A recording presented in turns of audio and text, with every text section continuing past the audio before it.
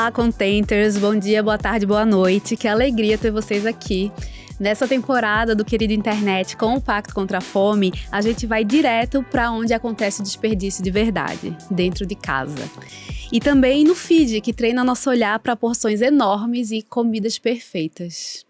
No episódio de hoje, a pergunta é bem direta. Quem é você na fila do desperdício? Vamos reconhecer os arquétipos que a internet ajuda a construir, do improviso eterno até a mesa instagramável, e entender como essa estética empurra alimento bom para o lixo, sem culpa, mas com contexto e dado. E aqui já vai hein? O mundo joga fora, em média, 77 quilos por pessoa por ano de comida que poderia ser aproveitada. Mas a missão aqui é trocar a culpa por consciência prática. Você vai sair com um micro hábito possível para jogar contra o desperdício, começando pelo que você já tem na geladeira. Bora? Sabe abrir a geladeira e encontrar aquela rúcula linda de 10 dias atrás quase virando um musgo? Ou se empolgar com a receita estética, comprar tudo, fazer uma vez e o resto ficar encostado ali, sem uso? Isso tem perfil e hoje a gente vai nomeá-los. E eu me reconheço em todos. A gente vai mapear os arquétipos do desperdício, desde as emoções até o olhar treinado pelo feed. E para cada uma, a gente também vai provocar mudanças possíveis. Ou seja, o episódio é sobre nós e sobre o que a câmera não mostra. Meia cebola embrulhada, verdura de ontem, porções além do apetite. É aí que a estética vira excesso e também vira desperdício. E para entender a cabeça, a rotina e o descarte, a gente recebe duas convidadas que manjam muito do assunto. A primeira é a cientista da nossa mente, que tem um nome em francês, que eu não vou falar com sotaque francês, mas é a Sophie Derham, pesquisadora do comer emocional. Seja muito bem-vinda, Sophie. Olá, um prazer estar aqui. Obrigada pelo convite. E sobre política pública e mudança de comportamento em escala, com base em evidências e na realidade brasileira, Rafaela Vieira, gerente de articulação e políticas públicas do Pacto contra a Fome. Bem-vinda. Muito obrigada. Um dos principais problemas do desperdício é a gente falar pouco sobre ele, então a oportunidade de estar aqui, poxa vida, é bom demais. A gente sabe, né, que o que estraga não é só comida, é um reflexo do nosso comportamento. E a gente tem alguns perfis aqui que eu vou começar a listar e aí vocês já vão pensando quem que vocês são. É aquela pessoa que depende sempre do improviso constante, ou seja, vive sem planejamento de compras, de estoque, quando percebe, falta qualquer base, qualquer coisa, um arroz não tem, para uma refeição simples, e aí cai na solução mais imediata e esquece do que já tem. Ou se não, o contrário, o estocador do atacado sem gestão.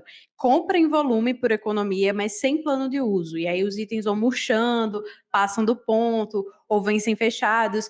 Eu oscilo, eu passo 15 dias sendo a dependente do improviso e 15 dias sendo a estocadora. Vamos ter equilíbrio, né? Esse excesso sem gerenciamento é o que traz desperdício para nossa vida. Mas você também pode ser a pessoa que é a rainha da dieta da segunda-feira, que compra tudo para aquele novo eu super saudável, né? Que, assim, na segunda faz tudo, na quarta ainda tá aguentando, mas que na sexta já não chegou lá. Então, nessa raiz tem muita autocobrança e um salto radical, em vez de passos graduais. E só pela conversa de bastidores eu já percebi que não dá certo isso. Um outro tipo é a provedor da casa no corre, que toca a família, muitas vezes com jornada dupla ou tripla, precisa conciliar preço, transporte, tempo e gostos. E valoriza o frescor, mas a vida real empurra para compras maiores e um preparo improvisado. É a gestão possível no cenário que tem. Eu acho que isso é um contexto da maioria, né, da população, que talvez muitas vezes nem consegue pensar sobre comida, muito menos sobre desperdício. E também tem o perfil do instagramável da mesa farta. Então são pessoas que têm essa influência dessa estética da mesa perfeita, com porção grande, que prepara tudo além do necessário para tirar aquela foto bonita, né? E normalizando que muito daquilo ali vai virar descarte. E a gente gosta da foto bonita, né? Mas tem que dar uma maneirada aí. Sophie, eu queria te convidar para a conversa, já considerando esses 5 perfis, né? Quais são as emoções e as crenças que se repetem, né? A gente escuta muito, né? O medo do faltar, o eu mereço. Eu falo eu mereço direto. Eu sempre tô merecendo, todo dia eu tô merecendo alguma coisa. A identidade do novo eu saudável. Como esses estereótipos mesmos e esses arquétipos viram motivação na decisão de compra, no armazenamento e aí no desperdício também. É muito interessante ver que nosso comportamento alimentar, ele é muito ligado ao que a gente se permite E quanto mais restrição, mais daquele eu mereço. Desculpe, Iliana, mas esse mereço é meio que acontecendo depois de um dia de controle, eu vou fazer tudo certinho e a partir das 17, 18, dane-se, eu vou comer o que eu quero mesmo. E justamente esse perfil da dieta da segunda é bem isso, né? Eu vou fazer tudo certinho, só que eu não aguento. Porque o prazer de comer, ele não é opcional, ele faz parte de um comer saudável. Né? Comer faz bem. E comer é prazeroso. Então, quando a gente se obriga a comer de um jeito que não é necessariamente satisfatório, aí a gente entra em risco de quê? De perda de controle, exageros, comprar as coisas da dieta e não usar porque não estou gostando. Né? E aí vem essa questão do desperdício. E gostei muito do medo de faltar. A gente vê que pessoas que fazem dieta direto, na verdade, elas não são tão diferentes das pessoas que passam fome, de verdade. Dessa insegurança alimentar que a gente fala, que é um drama para quem vive isso. Agora, a dieta restritiva, a pessoa não passa fome pela falta de recurso, ela passa fome voluntariamente. Só que o cérebro, ele não vê a diferença. E quando a gente entra nessas privações, a tendência é de não somente ter medo da fome, medo de perder fome, perder controle, mas também esse medo de faltar. Então, a tendência em estocar, a tendência em fazer mais. A gente vai falar provavelmente mais tarde, mas aquele perfil das populações no Brasil que vieram de imigrantes, muitas vezes com fome. E depois, quando você passa fome, depois você tem uma relação diferente com a comida. E você vai ter tendência a aquele 880, ou nada, ou restrição, ou exagero. E aí começa essa sensação de culpa de não fazer o certo, de não fazer o correto.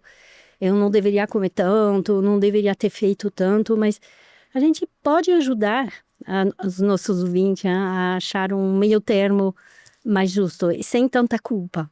E olhando, Rafa, para dados diagnósticos sobre desperdício no Brasil, o que é que mais se perde dentro das casas e em que etapa isso costuma acontecer? Porque eu acho que a gente já abriu várias abas nessa conversa, porque a gente está falando ali dessa culpa, mas ao mesmo tempo essa culpa às vezes vem com a falta de planejamento, né? O que é que a gente precisa aprender de cara para entender que a gente precisa tratar essa comida com mais respeito, mais cuidado também? Ótimo. Eu adoro quando você fala sobre tratar a comida com mais respeito. Hoje, quando a gente pensa o Brasil, a gente joga por ano 55 milhões de toneladas de alimentos no lixo, todo ano. Ao mesmo tempo, a gente tem aproximadamente 55 milhões de pessoas em algum grau de insegurança alimentar no nosso país.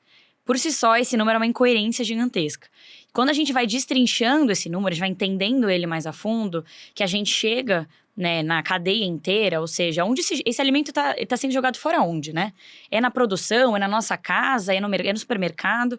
Quando a gente faz esse destrinchamento, a gente chega no dado que, na nossa casa, então pensando, né, na casa do consumidor, a gente tem aí aproximadamente 13,5% é perdido na nossa casa. Então, de tudo que é jogado fora, das 55 milhões de toneladas, a gente tem aí quase 14% sendo jogado fora na nossa casa.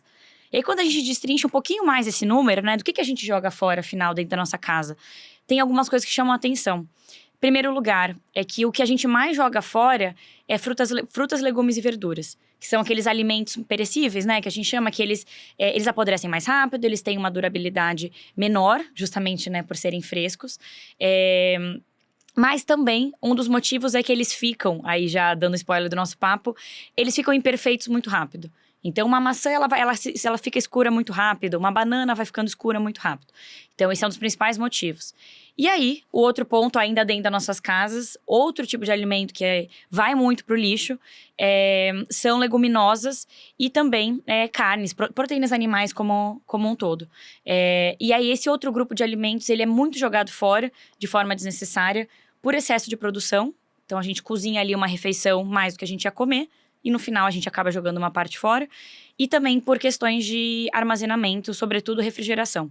Então, por exemplo, proteínas, a gente compra uma carne congelada, um peixe, um frango que demanda ali uma forma de cuidado específica e às vezes aquilo não é possível e acaba indo pro lixo também. E o nosso podcast chama Querida Internet, né? E foi ótimo que a Rafaela trouxe essa coisa da comida bonita, porque talvez seja o grandíssimo tabu, que é o nosso olho virou uma lente para tudo e para a comida não foi diferente. Quando a gente fala de desperdício, tem esse filtro que contamina o nosso olhar também, né? Que é a internet, as redes sociais, é o story. As porções são sempre muito cheias, mais do que o necessário, as cores saturadas, que a câmera ama. E a gente vai educando o olhar para isso, e aí vem o comida bonita. Então, Rafa, eu queria saber de vocês duas, da Rafa e da Sophie também, o que é a estética dessa comida bonita, né, do postável, do instagramável, faz com a nossa noção de qualidade, né, de variedade, de qualidade, como que a gente vai ficando, né, intolerante ao reaproveitamento, às comidas que não são esteticamente bonitas para estar no feed, como isso contribui não só para essa, entre aspas, né, para essa compulsão para a gente comprar, estocar tudo que não é necessário por conta da estética, como também para o desperdício, né, por consequência. Eu acho que vale destacar que quando a gente pensa, né, em compra, em desperdício, jogar alimento fora da nossa casa, tem uma série de elementos que influenciam esse processo. Então, até se a gente tem um mercado próximo da nossa casa, ou se eu preciso andar muito até o mercado, e aí por isso eu compro muito e depois eu não dou conta e eu acabo tendo de jogar fora. Então, a gente aí é impactado por uma série de fatores. E, obviamente, quando a gente pensa em internet, quando a gente pensa em rede social, da mesma forma que ela impacta tudo hoje na nossa vida, desde a política até outras escolhas individuais, ela vai impactar também a nossa relação com a comida. E aí, quando a gente pensa a nossa relação com a comida, eu acho que do meu lado queria destacar 2 pontos aqui para vocês. Um primeiro, sobre como a internet e as redes sociais reforçam esse ideal de que existe uma comida perfeita. É quase como existe uma forma correta de comer, né? Existe uma banana correta, existe uma carne correta de como ela deve estar sendo servida, ao ponto que ela deve estar sendo preparada. Então, reforça esses estereótipos de que existe uma forma certa de comer. E aí, consequentemente, se eu vou no mercado, ali trazendo para o microcosmos, e eu vejo uma maçã que está ali batidinha, não é assim que eu devo comer da forma correta. Então, a internet e as redes sociais, ela reforça esse que é um problema hoje no nosso processo de escolha do que comer. E tem o segundo ponto, que é a questão do excesso. Então, as redes sociais, elas também vão reforçar isso na comida, mas obviamente em outros aspectos da nossa vida, que na verdade o bom é a gente ter excesso. E aí, da mesma forma com a comida, né? Então, se o bom é eu ter mais dinheiro do que eu preciso, eu ter mais roupa do que eu preciso, eu ter mais bolsas do que eu preciso, também isso impacta na nossa relação com a comida. Então, o bom também vai ser eu ter em casa, na minha geladeira, mais comida do que eu preciso. E aí, na prática, quando a gente pensa em alimento, se isso acontece, a consequência é o desperdício. A gente acaba jogando fora. Posso colocar mais? Que também acho que a nossa cultura do rápido, do serviço, inclusive da delivery, tudo já pronto, faz que as pessoas estão perdendo a ideia de saber reaproveitar, de saber usar, por exemplo, a gente mencionou uma banana muito madura é uma excelente base para um bolo, por exemplo. E no Instagram, para não citar, mas essas redes sociais, jamais você vê, quase jamais, né? Você sempre vê a banana perfeita sendo usada. E acho que a gente poderia elaborar uma série de incentivo a saber aproveitar os alimentos que não têm essa cara de perfeito, né? Tem dentro, por exemplo, na Europa, dentro dos supermercados, você tem os legumes e frutas, e todos calibrados, perfeitos assim, e tem uma ala onde está chamado, inclusive, legumes e frutas imperfeitos, mais baratos, mas tão bom quanto. E virou até um glamour, uma sensação de participar do planeta, de salvar o planeta, de comprar justamente esses alimentos imperfeitos. Porque a gente tem uma culpa nisso, como consumidor que a gente quer coisas perfeitas. A gente quer uma banana perfeita, madura do jeito certo para poder colocar no Instagram. E eu acho que é um bom momento de rever isso e ver que a gente quer o quê? Comida e comida de preferência mais fresca, caseira, mas também sem ter esse julgamento da perfeição. Acho que a rede social ela trouxe essa vida da imagem, que a gente tem que ter tudo perfeito. Então, a imagem da comida, a imagem do nosso corpo. A gente vê que o Instagram começou, a gente estava conversando, 2010, 2011, e começou com imagem. Antes do Instagram não tinha tanta pressão com a imagem. E isso está destruindo bastante da nossa aceitação de outras coisas. A gente quer coisas que são instagramáveis. E eu fico pensando, enquanto vocês falam isso, que a gente está, talvez com tanta pressa, que a gente está trocando algo fundamental. A gente precisa comer, né, todos os dias, e a gente vai ter uma relação com a comida muito forte, só porque isso precisa acontecer algumas vezes no dia, mas a gente está trocando essa relação, em vez de a gente olhar para dentro, a gente está vendo essa relação de fora. Então, é a comida instagramável, é a fruta perfeita, é tudo rápido, sem nenhum desgaste, né? Então, assim, você desce no supermercado, você compra uma coisa nova, mesmo que você esteja com aquela ali que passou do ponto. E aí eu fiquei lembrando também de outra cena que é comum em rede social, que é ver as pessoas preparando sua marmita. E às vezes parece uma linha de produção. A pessoa é capaz de comer todos os dias a mesma coisa em prol dessa vida fitness. Assim. Então, como é que a gente se reconecta com a comida? Como é que a gente se reconecta com a comida a partir desse lugar mais sensorial, mais pessoal e menos externo? Então, eu diria, se eu posso Lógico. falar, diria a palavra mágica seria se permitir.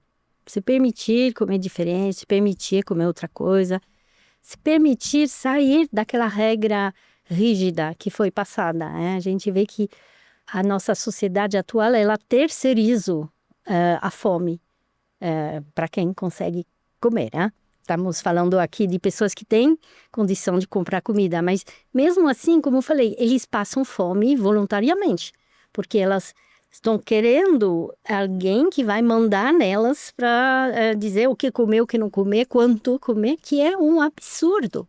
É como se você mandasse dentro de uma pessoa no momento que ela vai no banheiro, dizendo: você pode ir no banheiro, mas você só pode fazer 30% de xixi, e depois se segura, e a gente vai no banheiro a cada 3 horas. É uma coisa que a gente jamais faria. Mas para comer, impressionante como a gente se entrega, como a gente se sente incapaz de autorregulação, de saber escolher. E aí que começa uma série de dificuldades, porque a pessoa vai fazer a marmita todos os dias iguais, porque isso foi terceirizado. Alguém que falou tem que ter X gramas de proteína. Ninguém tem a mesma fome todos os dias. Isso, com certeza. E menos ainda crianças, né, que estão em desenvolvimento. Então, é muito importante a gente se reconectar com nossa própria fome, com nossa própria vontade de comer e não deixar alguém palpitar. E por isso, se permitir tem a ver com ter liberdade de opção.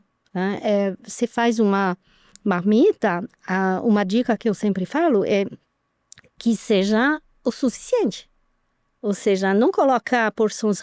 Se de repente você está com mais fome, você faz o quê? Você não tem comida o suficiente. E se você, com marmita, de repente, um colega convida para almoçar em outro lugar, vai. Porque o ser humano, ele gosta de variedade. Nosso paladar humano, ele gosta de gostos diferentes. Se a gente come todos os dias a mesma coisa, isso pode até levar à perda de controle final do dia. Compulsão, perda de controle com alimentos que eu mereço. E te ouvindo falar, Sofia, eu fiquei lembrando de um caos, um choque cultural gringo, que eu acho que até vale a pena contar, que é Uma namorada de um amigo meu veio para o Brasil, ela é da América Latina, mas agora a minha memória da moeba não vai me permitir lembrar exatamente de onde. Mas é um país que tem menos quantidade de comida fresca. E aí ela falou uma coisa que nunca mais saiu da minha cabeça, num português muito gostoso, com sotaque, assim, ela falou, vocês são um país com mais frutas frescas e comidas frescas que menos sabe escolher fruta, que menos sabe escolher comida. Porque a gente tava num contexto de almoço e tal, e tava todo mundo reclamando que as laranjas estavam meio michuruca. As laranjas estavam ótimas, dava para comer. Mas assim, era isso assim, que ela falou, eu não sei de onde vem, vocês têm um critério para fruta e para comida que é muito alto, e acaba que você não desaprende a escolher, porque o seu olho está treinado para uma maçã instagramável, e aí você desaprende a escolher. Então tem isso. A gente, ao mesmo tempo, é esse paraíso tropical, né, enfim, vamos rezar para continuar sendo, né, com essas mudanças climáticas, mas vamos, na real, trabalhar para termos políticas públicas para que a gente continue sendo um paraíso tropical de fato e com comida abundante de fato. Mas é isso, ao mesmo tempo a gente não desaprendeu a escolher, assim, a olhar, porque o nosso olhar está enviesado por outros critérios que não isso é bom para comer, isso vai ser bom para me alimentar, esse alimento é suficientemente bom para fazer. E aí eu quero enganchar na pergunta agora que eu falei sobre políticas públicas, Rafa, que é assim, a gente tem, quando a gente fala de desperdício, a gente está muito falando de desperdício aqui no CPF, né? Mas tem muito desperdício no CNPJ também. Então eu queria entender quais são as condições estruturais que elevam os riscos de descarte no atacado, nas embalagens grandes, na sazonalidade, no mercado como um todo, e onde as políticas municipais e estaduais podem entrar para reduzir também perdas e desperdícios. Maravilha. Não, é uma ótima pergunta. A gente podia abrir uma caixinha sobre essa, mas acho que para tentar ser direto ao ponto, acho que duas coisas que eu queria falar. A primeira é que é muito legal você ter falado isso, porque quando a gente pensa o combate ao desperdício, mas qualquer outro problema complexo, né? Se a gente pensa fome, se a gente pensa pobreza, se a gente pensa desigualdade. É importante que a gente se reconheça enquanto CPF, então eu não posso me eximir como se eu estivesse vivendo a parte daquele mundo, e eu não tenho nenhuma responsabilidade, porque eu sou só um ser humano pequeno aqui, vivendo em São Paulo. Mas, ao mesmo tempo, a gente também não pode deixar com que, seja as redes sociais, o sistema, o discurso, quem quer que seja, embuta na gente, enquanto CPF, a responsabilidade de mudar tudo, sem que a gente pressione por mudanças estruturantes, que envolve pressionar grandes empresas, que envolve pressionar o governo, que envolve pressionar políticos. Então, eu acho, assim como a gente estava falando de equilíbrio, né, enquanto eu olho para minha alimentação, preciso ter um lugar ali equilibrado. Quando a gente pensa no nosso papel diante de algum problema complexo, a gente também precisa ter esse tipo de equilíbrio. Então, eu tenho alguma responsabilidade quanto cidadã e como que eu olho para dentro da minha casa e contribuo de alguma maneira. Mas, ao mesmo tempo, como eu também pressiono, como eu também reconheço o papel de grandes atores, com grandes poderes e com grandes dinheiros em cima disso. E aí, digo isso para dizer que, quando a gente pensa política pública, quando a gente pensa governo, esses atores têm um papel muito grande quando a gente olha, sobretudo, para algumas partes da cadeia. E aí, quando eu digo cadeia, eu quero dizer, por exemplo, como que a gente está produzindo alimento hoje no Brasil, como que a gente está distribuindo alimento hoje no Brasil. E aí, existe uma parte do desperdício de alimentos que ele ocorre antes da gente ter a oportunidade de comprar, por exemplo, só porque a gente está falando muito de banana e de maçã, né? Então, aconteceu muita coisa antes de chegar uma banana e uma maçã ali para poder comprar. E aí, quando a gente olha para essa cadeia, não vou ser exaustiva aqui, mas vou trazer 2 exemplos aqui para quem está nos assistindo, nos escutando. Um primeiro ponto os governos terem ou não, né, aí a capacidade de incentivar que pequenos produtores estejam produzindo alimentos tradicionais daquelas regiões. Então, o que eu quero dizer com isso? Se eu tô aqui hoje, por exemplo, a gente tá falando de São Paulo, e, na verdade, os alimentos que estão sendo incentivados para a produção são alimentos que estão sendo produzidos do outro lado do país, para trazer para eu comer aqui, a quantidade de que se perde em uma estrada, que o alimento vai caindo ali no caminhão é enorme. Por que a gente não incentiva a produção dos pequenos produtores aqui do entorno da cidade que eu tô, para que eu compre de quem tá perto de mim? Além de eu valorizar a renda e valorizar a produção de quem está próximo de mim, dos pequenos agricultores próximos de mim, eu ainda de quebra estou jogando menos alimento, porque eles vão ter, às vezes, que fazer um transporte de meia hora, de 1 hora, ter um supermercado perto de mim. E aí, o segundo e último exemplo é quando a gente pensa em distribuição territorial de onde eu posso encontrar alimentos saudáveis. Então, para dizer de forma mais simplificada, Se eu sou uma pessoa vivendo numa periferia de São Paulo, uma periferia do Recife, e para eu encontrar uma fruta, um legume, uma verdura, um alimento, um arroz, feijão, eu preciso me deslocar 1 hora de busão, eu não vou fazer uma viagem a cada uma semana e ficar fazendo compra. Eu vou escolher um dia ali, um momento no mês, talvez fazer uma grande compra do mês, pensar o momento que eu pego o carro. E aí, qual que é a chance de eu fazer uma compra menos calculada é muito maior. Então, também, por isso que é importante, e aí eu adoro sua pergunta, a gente fazer esse zoom out, né? A gente olhar o panorama, porque também a gente colocar uma pressão de uma pessoa vivendo, às vezes, numa periferia, que tá a quilômetros de distância de um mercado, de uma feira, que não tem uma feira perto de casa, eu vou embutir nela a responsabilidade de fazer uma compra adequada todo mês. Então, sim, a gente tem que olhar o cidadão, mas precisa de toda uma estrutura para que possibilite que a gente consiga, obviamente, fazer aquela compra adequada todo mês e jogar menos fora. Não, essa questão da proximidade e da oferta é muito importante, mas eu quero contar um acontecido comigo, porque eu trabalhava com comunidade e com essa impressão justamente que tinha dificuldade de acesso a legumes e frutas. Então, eu fui conversar com as mulheres líderes da comunidade para perguntar como melhorar esse acesso a legumes e frutas. Eu fiquei tão surpreendida, porque no final elas disseram: a gente não tem dificuldade a achar, porque tem supermercado não muito longe, a gente pode achar, mas a gente não sabe cozinhar, a gente não sabe usar, fica podre muito rápido, estraga muito rápido.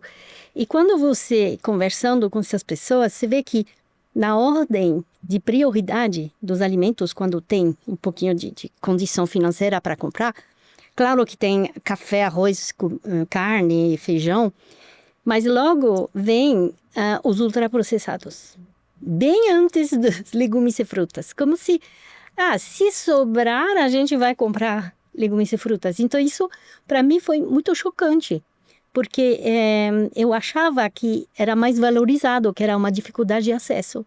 E não era, é uma dificuldade de priorizar e de saber usar, saber fazer comida gostosa a partir de legumes e frutas. Claro, com muita fome, o cérebro ele vai direto onde tem energia, ele não vai perder tempo a cozinhar um alimento. Então, muitas vezes, até para a família inteira, o ultraprocessado ele fica mais interessante no momento da fome. E aí, desperdício de todo legumes e frutas. E acabam não comprando mais.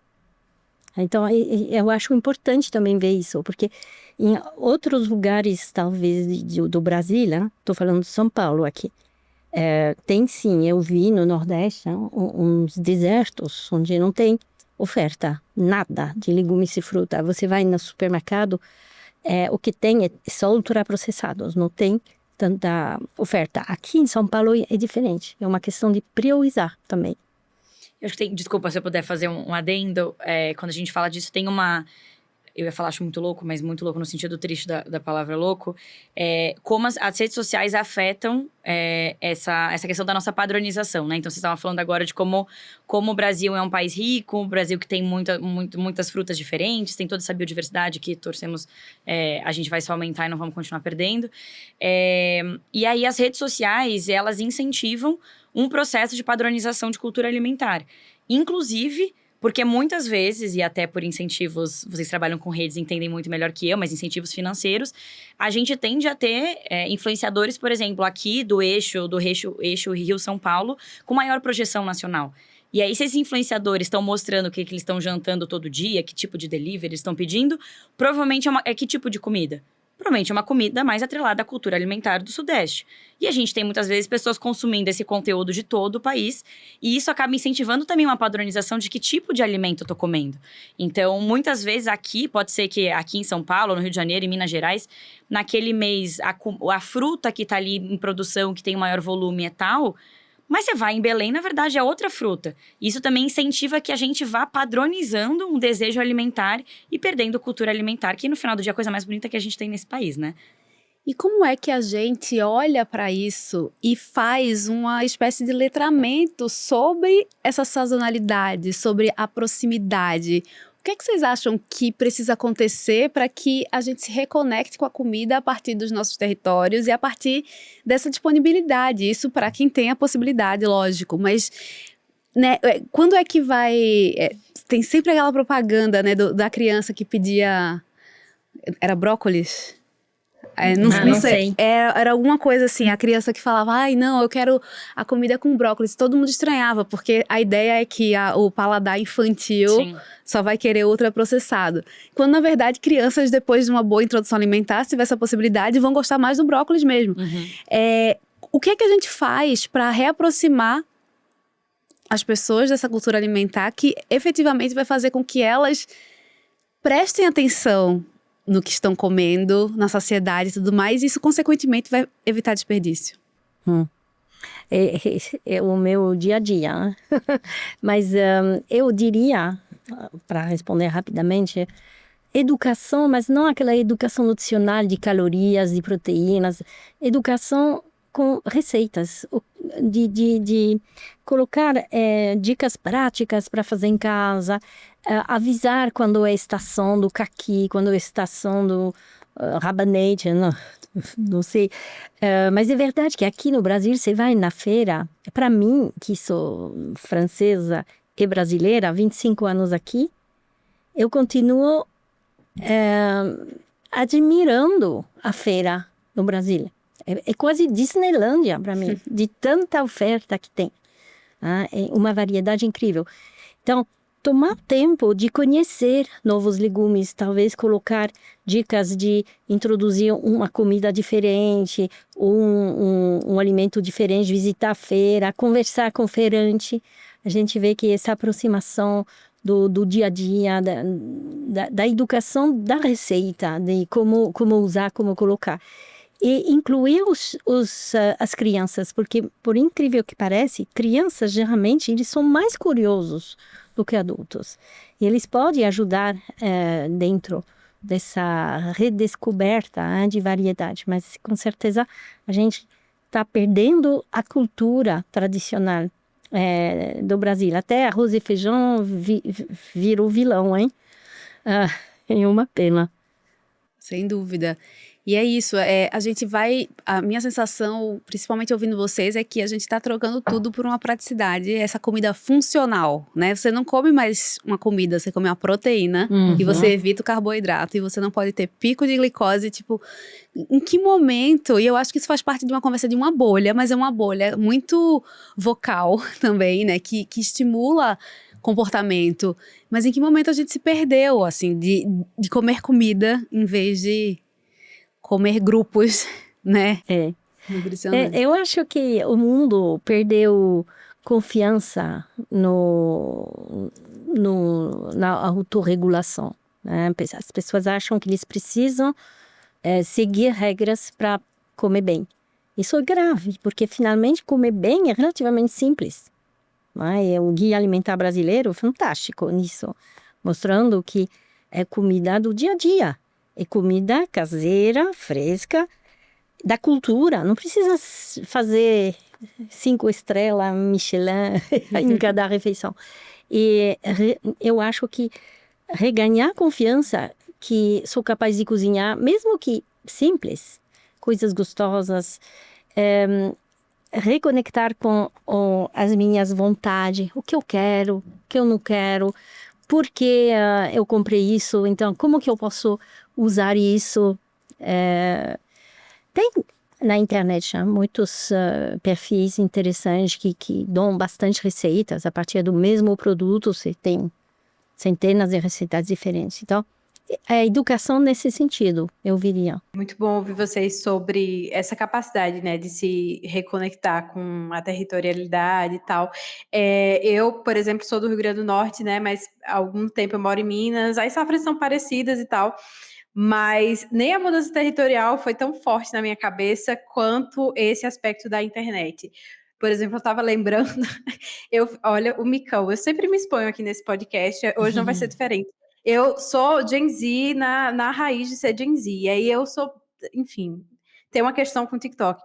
E aí eu tava acompanhando umas pessoas que faziam umas receitas de café da manhã diferente, porque eu tava, putz, ai, naquelas que a Sophie falou, seguindo dieta e tal, é macro, é micro, não é café da manhã, é macros, tenho que bater os meus macros. E aí eu tava nessas e, cara, eu me peguei uma semana, assim, pesquisando no celular, igual uma rata, pensando, nossa, onde será que tem blueberry? Juro, onde será que tem blueberry aqui? O meu namorado, mais cronicamente offline que eu, virou pra minha cara com toda sabedoria e falou: Amore, é época de manga. Vai comprar uma manga. É, maravilhoso. Então, eu Muito acho bom. que tem isso assim também. Eu queria ouvir vocês, ouvir a Rafa também. Será que falta. Deixa eu reformular a pergunta, mas como que a gente faz para se reconectar com essa coisa do território, com o que é nosso de fato? E tem política pública que incentive isso e tal? Tipo, ai, sei lá, vamos louvar mais os ceasas, não sei o que a gente precisa fazer, mas o que a gente faz para se reconectar com isso? Porque eu sinto que, assim, culturalmente o brasileiro é muito aberto a, tipo, a gente gosta do ultraprocessado, mas a gente também gosta muito de comida fresca, tanto, né, que, como diria minha amiga gringa, a gente tem uma régua altíssima para comida fresca. Então, como que a gente faz para se reconectar com isso? Do ponto de vista CPF, mas do ponto de vista política pública também. Ótimo. Só pegar o gancho das histórias, tem uma, rapidinha.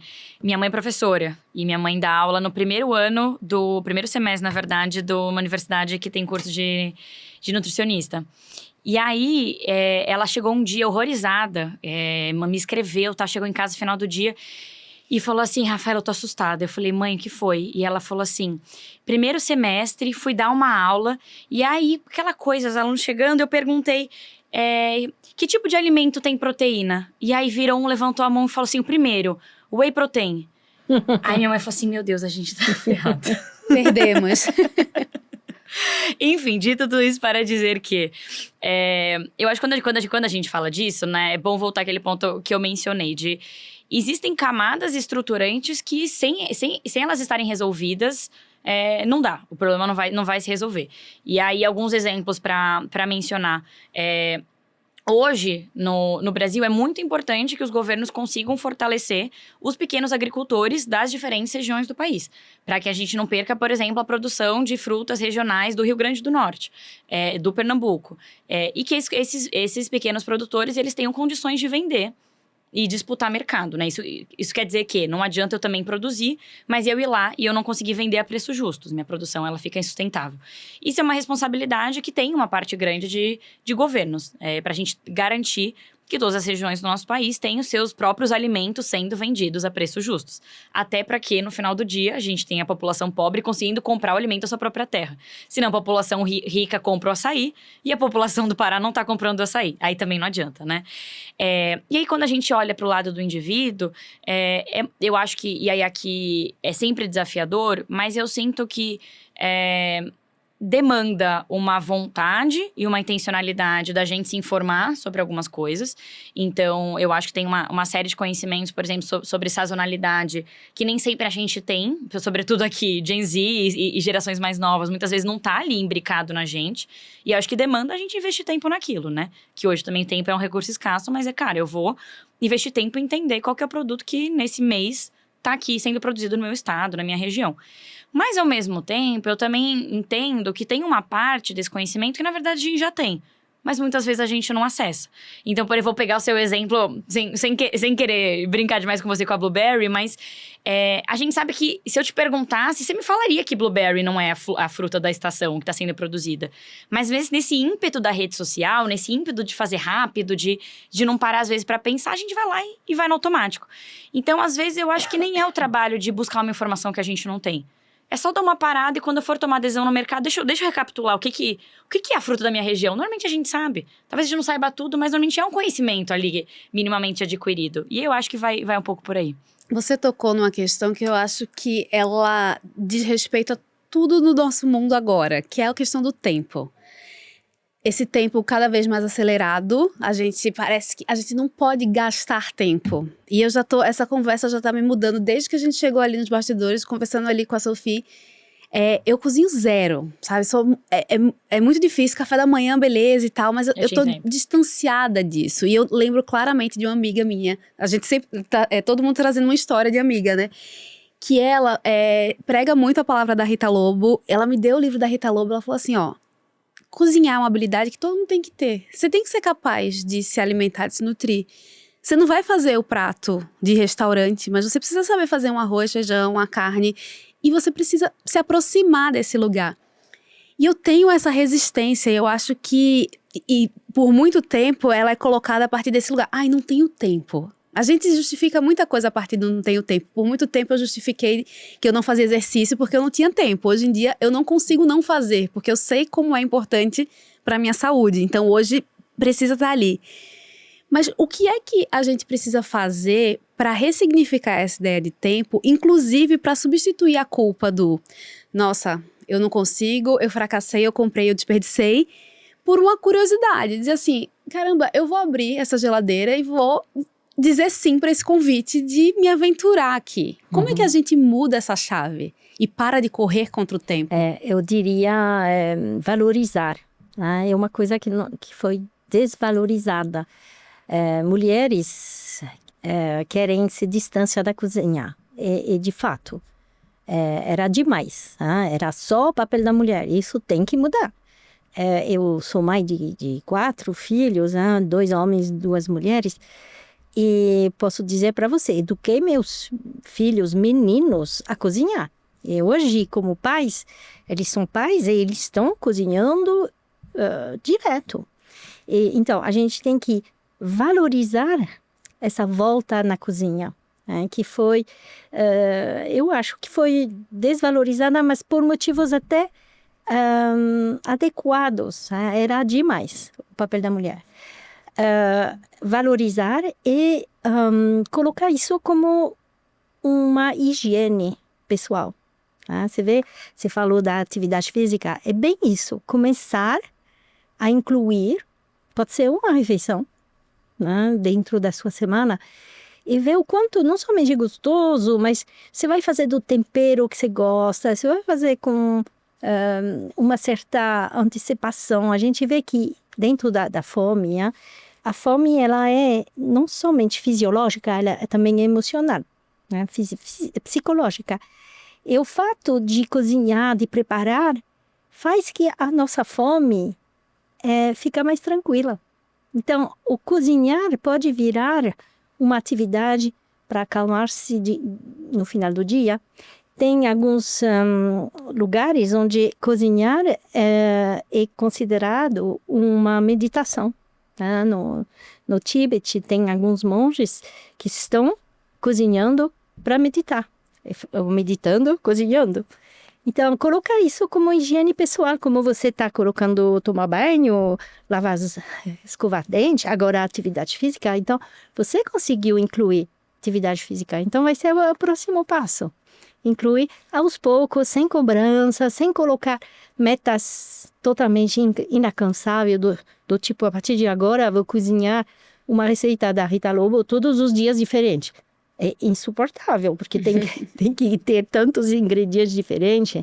Então, é muito mais interessante ver, talvez começar com uma receita, ou até você começar com uma coisa que você sabe fazer.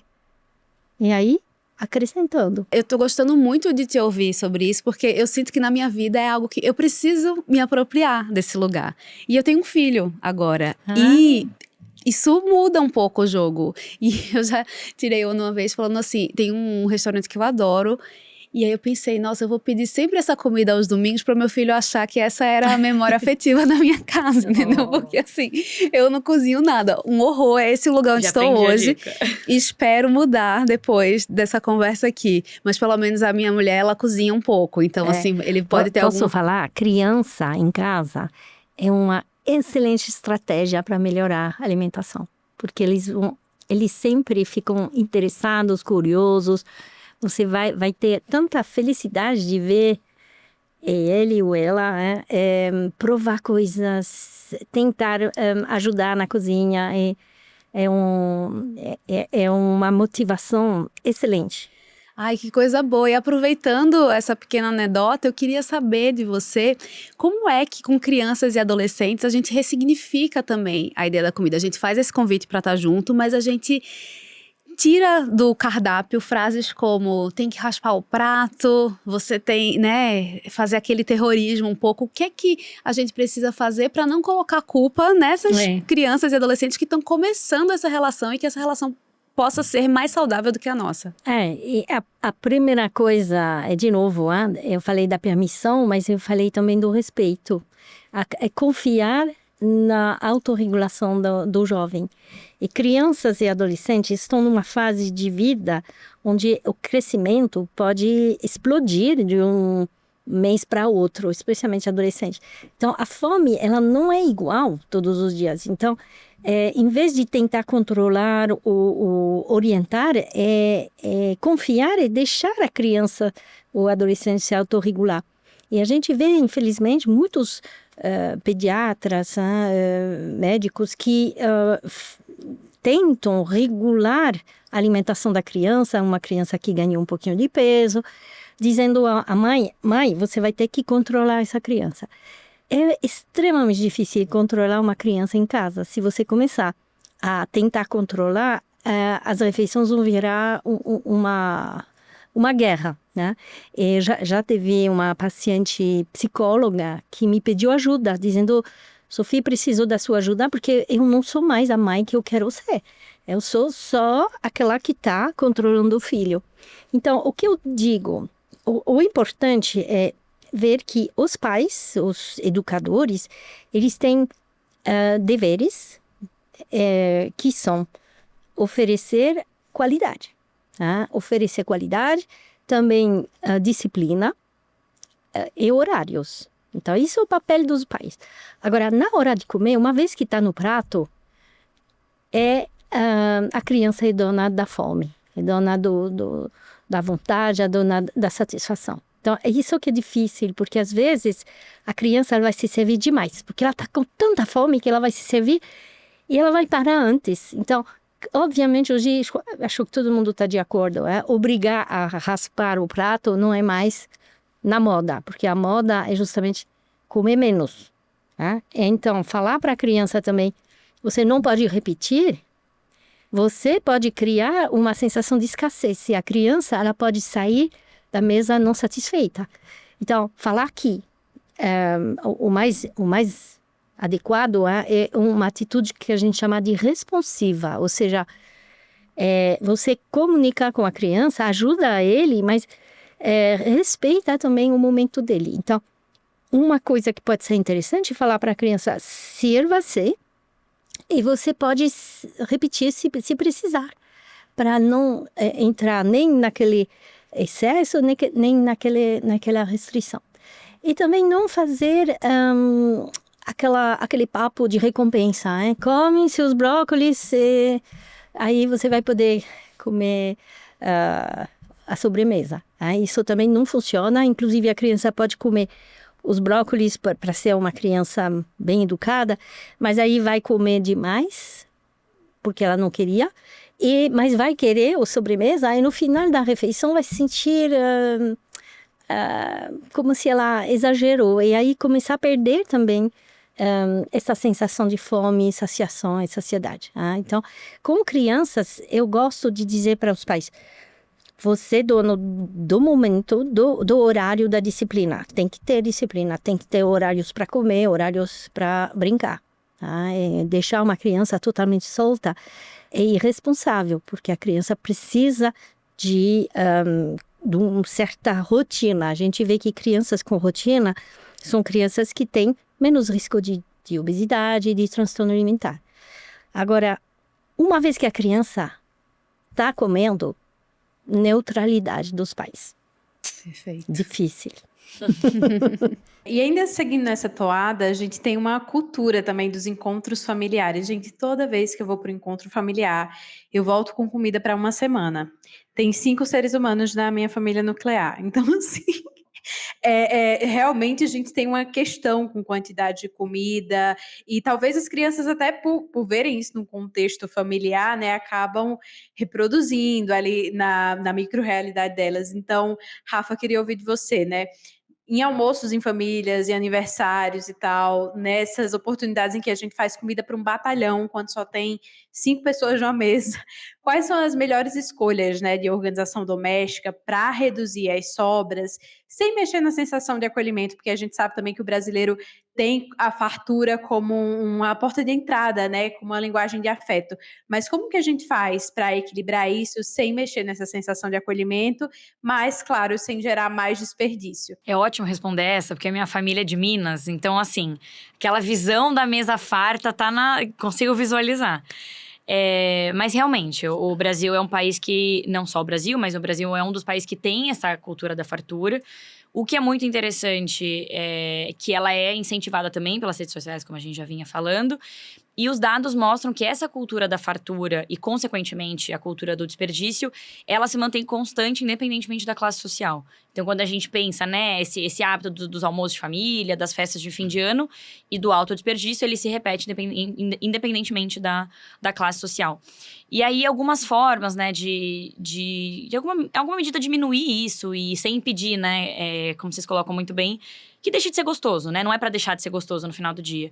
E aí, tem uma primeira, que é justamente fazer as famosas marmitas ou quentinhas. Então, a gente criar esse hábito entre nós e dentro das nossas famílias de que, dado que muitas vezes sobra, vamos criar também essa cultura de levar para casa o que sobrou. Porque muitas vezes sobra na nossa casa, a gente guarda em casa, mas também a nossa própria família, que mora na nossa própria casa, também não dá conta de comer aquilo. Então, inclusive é um gesto de cuidado, né, de carinho. Deixa eu compartilhar o que sobrou justamente com as pessoas que estão aqui. Então, esse é um hábito que faz muito sentido a gente cultivar. Um segundo é a gente calcular melhor as porções. Então, muitas vezes, e até volta lá na primeira resposta aqui, desde que eu sentei nessa mesa, que tem alguns tipos de alimento que nas nossas casas, eles tendem a ser desperdiçados porque a gente não calcula as porções. Então, por exemplo, proteína animal. É comum em almoço de família, no Natal, em festividades, a gente não fazer o cálculo de quantas pessoas vão sentar naquela mesa e, consequentemente, quantos bifes eu preciso. Quanto de arroz eu preciso. Então, fazer esse cálculo por pessoa é outra coisa que ajuda. E, por fim, a gente sem se furtar aí de ter uma mesa farta, bonita, mas um outro hábito que ajuda também é a gente servir a mesa em pequenas porções. Então, o que eu quero dizer? Ao invés de eu servir de uma vez só naquela mesa uma travessa gigante de feijão, uma travessa gigante de arroz, uma travessa gigante de outro tipo de alimento, eu vou colocando travessas menores, bem arrumadinhas, tudo com muito carinho, e eu só reponho se for necessário, se aquele alimento for acabando. Isso ajuda também no final do dia que a gente joga menos comida fora e, obviamente, não deixa daquela mesa ser bonita e ter variedade, como eu sei que a gente gosta. Muito bom, gente. Eu tô achando tudo muito útil. Posso agregar uma coisa? Claro. Talvez para ir lá, ficar tranquila quando ela vai com a família, porque é tão gostoso, hein? Ter esse acolhimento.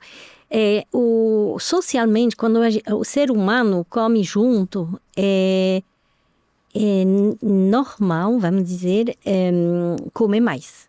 Né? Então, aquela fome social é uma das fomes psicológicas.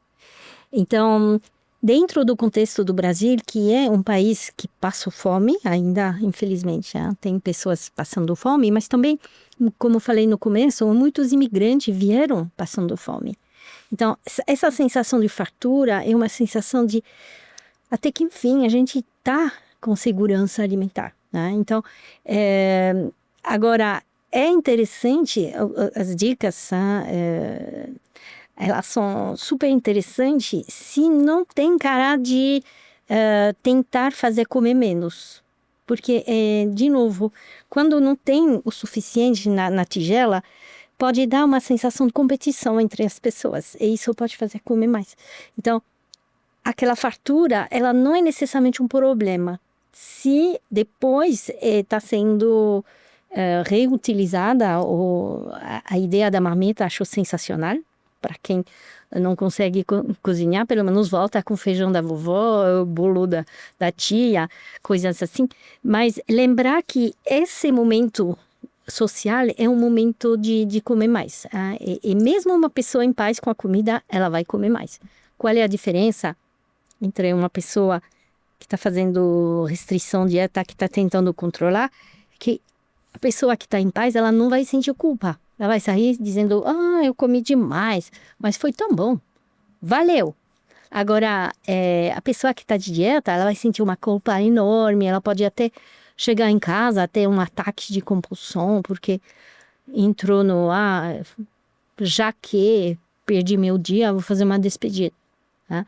Mas isso é mais comportamento. Sobre desperdício, eu concordo sobre a ideia de proporcionar por pessoas, mas dando um pouquinho a mais do que uma porção, porque é natural comer mais. Senão, se faltar, pode até deixar um constrangimento dentro da família. Você falou de fome psicológica, fome social. Quais são outros tipos de fome? Fiquei curiosa. Então, a gente vê que o ser humano, ele se alimenta de alimentos e sentimentos. Então, o comer é um ato fisiológico e psicológico.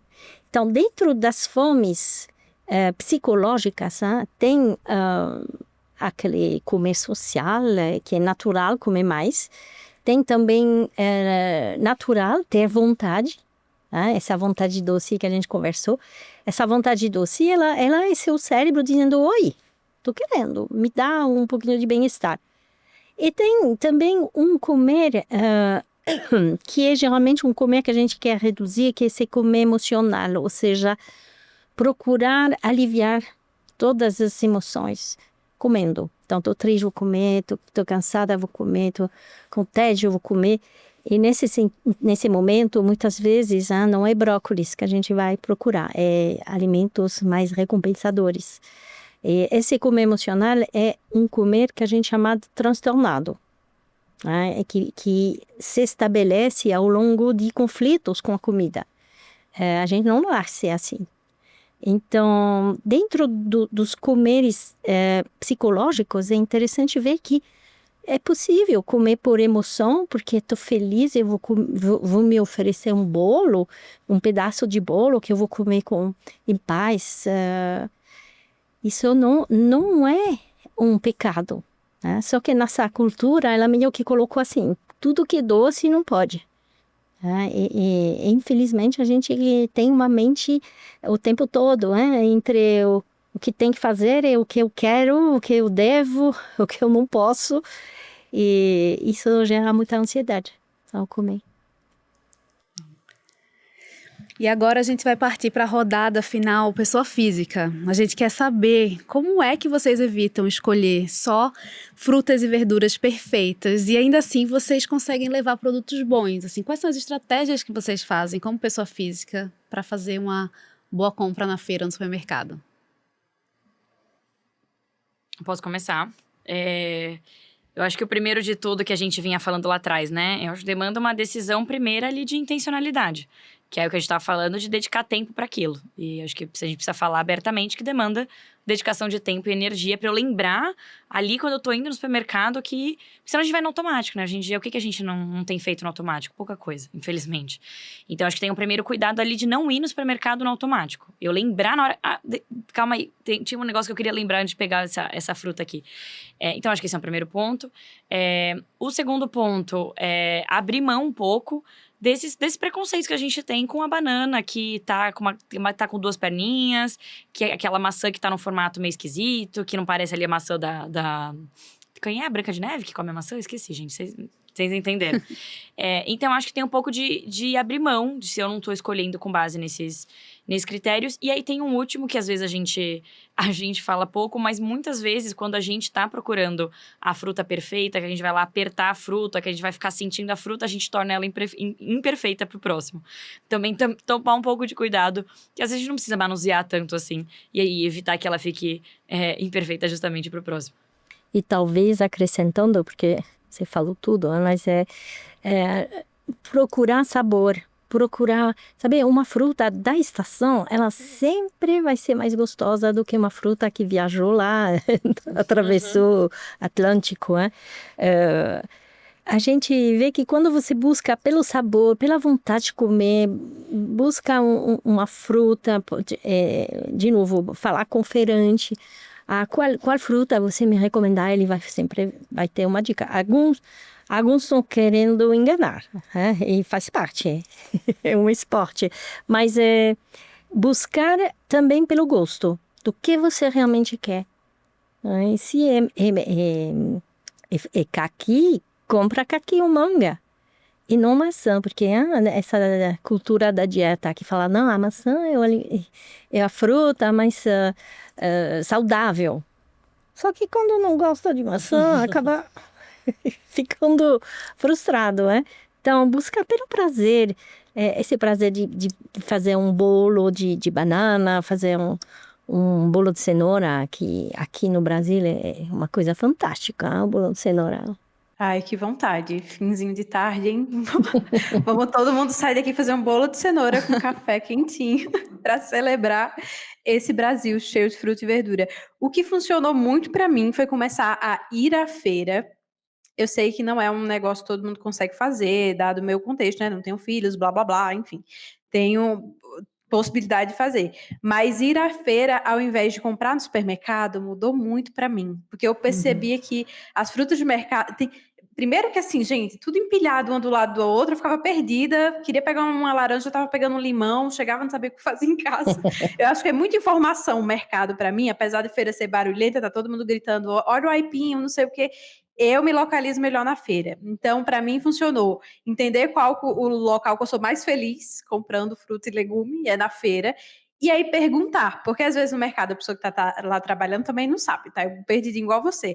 Mas na feira o feirante sempre sabe, é claro, né? Malandrear, ver ali o que é dica de verdade, o que é conversa de vendedor. Mas para mim sempre funcionou muito. Então, sem medo de parecer adulto não funcional, gente. Eu chego e pergunto, você acha que essa manga tá boa? Porque eu quero comer ela daqui a 3 dias. Ela vai aguentar, vai suportar o tranco de esperar 3 dias? Então, fazer esse tipo de pergunta e ir para ambientes que você se sente confortável de parar e olhar, isso tem me ajudado bastante. E eu sou marmiteira, porque assim, se eu não comer a marmita, eu não vou comer, ponto. Então é melhor comer a marmita. Mas me permito, sim, fiquei com super vontade de comer esse bolo de cenoura agora, hein, Sofia? Que coisa. Ai, muito bom. E eu fiquei assim, ó, comprometida a cozinhar uma coisa numa Ei! semana. Vou fazer. A gente tá gravando, daqui que vá ao ar eu já vou ter cozinhado, porque assim, estou com vergonha de habitar esse lugar, mas não vou ficar na culpa, vou ficar Exato. abrir o espaço para a construção, Isso. né? Tá E sempre não em tempo. tenha vergonha. Olha isso como curiosidade, uma coisa nova. Quantos anos tem o seu filho? 4. 4. Maravilha. Envolva ele dentro da cozinha para descascar, cortar. E não precisa ser só o bolo, né? Porque a gente vê... Sim. A maioria das pessoas acham que criança é só para cozinhar bolo. Não, pode fazer uma cenoura para fazer uma sopa, para fazer um feijão gostoso, cortar a cebola, chorar um pouquinho junto. É brincadeira. Ai, maravilhoso. Que bom conversar com vocês nesse episódio. Eu acho que a gente conseguiu contemplar várias questões e colocar no centro uma conversa que é muito importante. A gente precisa cuidar melhor desse tempo, né, para olhar como é que a gente se nutre de verdade, evitando desperdício. Então, quando a gente sai desse automático, aparece essa janela de escolha, né? O que é melhor para mim, para minha família, para o meu bolso e para o planeta. Quando a gente junta essas variáveis todas, acho que a gente começa a ter resposta. E posso falar, é uma vez que está no prato, sem julgamento. Uhum. Não, você tá tirando a culpa que eu carrego. Depois ali nos bastidores eu vou te contar uma coisa que eu faço, que eu tô tendo 1000 pensamentos aqui. Mas é isso, né? A vida é caótica, o tempo que a gente vive é acelerado demais, mas a gente precisa tirar essa culpa e se reaproximar da comida como esse grande privilégio que a gente tem de fazer essas refeições, de estar num país que tem uma diversidade muito grande e desligar um pouco esses efeitos. Eu já vou olhar ali um monte de gente que eu sigo que tem aquele... Sabe quando tem aquele chamariz que não é só informação, é meio que um incentivo para um tipo só de vida? Então, assim, acho que do mesmo jeito que a gente olha para o que a gente está colocando no prato, a gente tem que olhar para o tipo de informação que a gente está escolhendo consumir. E é muito fácil cair em umas espirais muito loucas que deixam a gente com culpa. E a boa notícia é que está sempre em tempo de mudar e aprender a se relacionar melhor e evitar desperdiçar comida, né? E a pergunta final do nosso episódio, para quem nos ouve, responder aí dentro do coração, mas colocar em prática também, é qual micro-hábito você vai adotar a partir de hoje para jogar contra o seu arquétipo, para jogar contra o desperdício. E a gente deixa um convite também, que é para vocês acessarem pactocontrafome.org/jogue contra o desperdício. Lá tem muito conteúdo que vai ajudar você a transformar o que tem na sua geladeira em comida de verdade. Bora jogar junto contra o desperdício. A gente quer agradecer muito a presença de vocês aqui. Foi uma aula e convidá-las para deixarem uma palavra final, uma frase final para esse episódio. Eu vou falar bon apetite, porque apetite é saúde, né? Ter apetite é um bom sinal, isso que eu falava para meus filhos quando estavam dizendo, ai, tô com fome, que bom. É que você tá com saúde. Então, respeitar a fome e ficar mais tranquilo em relação à refeição. Tá? Você não joga tudo em uma refeição. Todo peso, toda a saúde em uma refeição. Tá? Entender que a gente quer o quê? Um padrão alimentar. Maravilhoso. E deixa o seu Instagram também para todo mundo te seguir. Muito importante. É @sofiederão.br. É DERAM, né? Isso. sofiederão.br. Maravilha. Ai, gente, tanta coisa. Eu tive uma aula aqui, eu também saí, minha cabeça tá aqui borbulhando. Mas eu acho que a minha palavra final é respeito. Porque eu acredito que em um país onde a gente tem 55 milhões de pessoas em algum grau de insegurança alimentar todos os dias, não jogar comida fora é um ato de respeito. Comer o que a gente tem vontade de comer é um ato de respeito com nós mesmos. Comer e relembrar o que é a nossa tradição alimentar, o que é a tradição alimentar da minha região, de onde eu nasci, é um ato de respeito comigo e com a minha própria terra. E, putz, foi muito legal poder relembrar isso e também falar disso com vocês. Que prazer imenso. É isso, então. Muito obrigada, Sophie. Muito obrigada, Rafa. Obrigada, Pacto Contra a Fome, por apresentar esses episódios. E nos vemos no próximo.